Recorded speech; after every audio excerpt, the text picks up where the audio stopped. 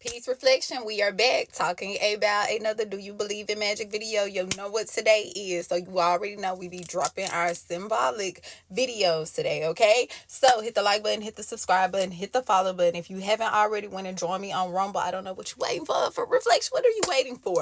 Go over there to Rumble and hit Taretha Perez and join, okay? So with that being said, speaking of Do You Believe in Magic, let's talk about the craft a little bit. Let's talk about the craft reflection, okay? Now, a lot of people throughout the spiritual community throughout that Do You Believe in Magic, the Magic Kingdom reflection, you hear the term witch. You hear the term witch, you hear the term warlock, you hear the term magician, you hear all of it. But let's go back. Let's go back and dig a little deeper. Because a witch reflection isn't what Hollywood, the television, is going to show you. That's not someone that's getting on a broom riding around with the little things and shit all on their nose. That is not what a witch is reflection, okay? Now the word witch actually comes from the word Wicca. Now, you will know through a lot of occult books, reflection, you will see the term Wicca on there. Well, the term Wicca actually comes from wise one. That's what all of that means. The term witch comes from Wicca. Wicca comes from wise one. That's what it means, reflection. To be a witch is a wise one. To study the craft of Wicca is a wise one, reflection. Okay, so kind of get that Hollywood idea of what a witch, a warlock, a master magician, all of that. Kind of get that idea out of your head. They're not riding around on brooms. But we're going to talk about in another video where they got that from. Everything is symbolic on this planet. Remember that, okay? Hit the like button, hit the subscribe button. We're over here talking about Do You Believe in Magic, and you are with Taretha, okay? Now, let's talk about the goddess of witchcraft. Let's talk about the goddess of Do You Believe in Magic reflection. Let's talk about her, okay? Now, a lot of people know her as Isis. Some people know her as Hecate. Some people know her as Circe. Some people know her as Demeter reflection. Some people know her as Artemis, okay? So, when you go out throughout history, remember, I'll tell you, think about your self-reflection. Your family may call you one name. Your friends may call you another name. Your boss may call you something else. Your teacher may call you this, but it's still the same person, right? So when you go back throughout history and you see these different figures that had these different names, but you're like, the story kind of sounds the same. It's because it's the same person, reflection, okay? It's the same person. You just read it in a different time or in a different place, all right? Some places it's Taretha, some places it's something else, reflection, okay? But it's still the same person, it's still the same energy. So when you think about the goddess of witchcraft and you read throughout history reflection, she goes by many names, okay? The one who goes by many names, all right? Now let's talk about druids, okay? Now throughout the Do You Believe in Magic community, you will hear them talk about druids. Now druids were actually found throughout in the forest, in the oak wood tree reflection. Okay, we talk about Hollywood, and we all know the term Hollywood comes from the tree, the Hollywood. It's a tree that actually creates illusions. A lot of magicians, reflections, and druids, they would actually make their wands out of those particular trees. And the oak wood tree was very sacred as well to the druids. Now, these were some master magicians, reflection. When I say magic, you probably thinking about a couple crystals, little herbs, and all of that reflection. But these were not only magicians in the field, they were magicians, they were physicians. They could heal the body, okay? They would use the elements to heal the body, all right? So before it was physicians, what was it, reflection? It was druids, all right? So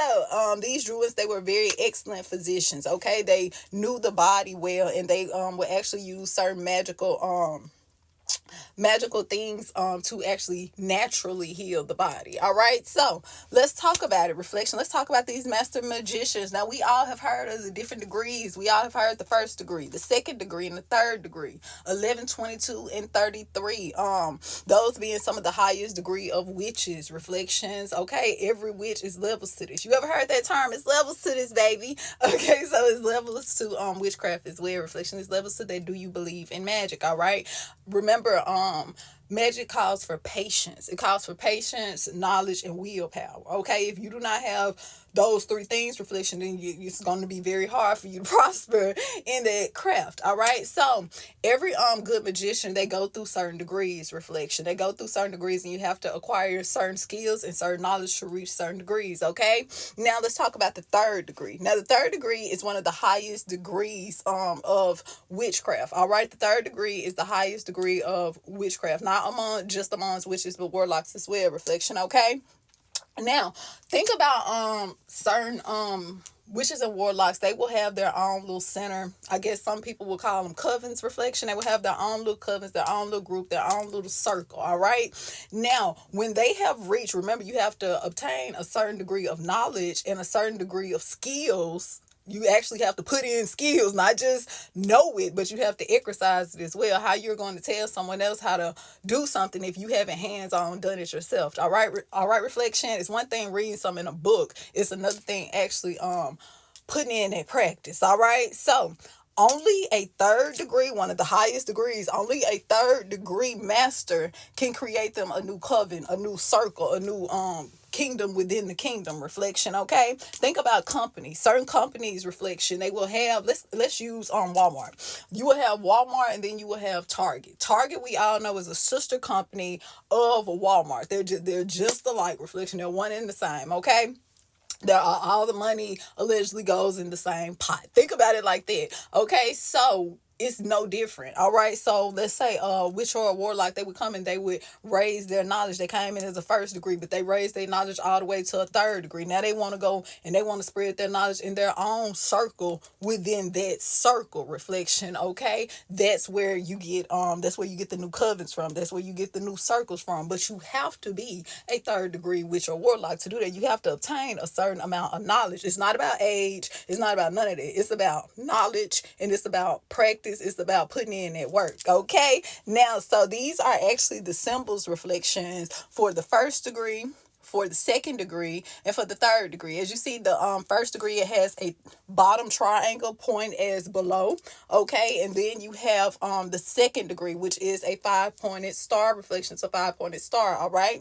And you have the third degree, which is a mixture of both the first and the second degree, because we know 11 plus 22 gives you 33 and 1 plus 2 gives you 3. Okay. Reflection, everything is always in sync. You're over here with Tarethia, and we are talking about that craft. We are talking about that. Do you believe in magic? Reflection, no star is left behind. Until next time, Ashe.